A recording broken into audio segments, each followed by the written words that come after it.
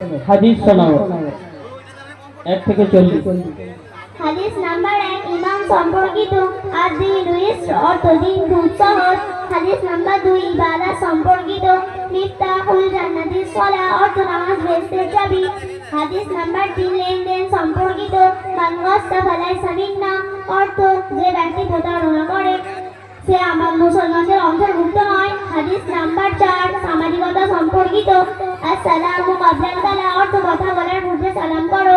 হাদিস নাম্বার 5 আচার আচরণ সম্পর্কিত আলাইকুম বিসিদক অর্থ সত্য কথা বলা তোমাদের উপর অপরিহার্য। হাদিস নাম্বার 6 ঈমান সম্পর্কিত ইন্নামাল আ'মালু বিন্নিয়াত অর্থ আমলের ফলাফল নিয়তের উপর নির্ভরশীল। হাদিস নাম্বার 7 ইবাদত সম্পর্কিত আত-তুহুরুল ঈমান অর্থ পবিত্রতা ঈমানের অর্ধেক। হাদিস নাম্বার 8 লেনদেন সম্পর্কিত মানিন তাহাবানু বা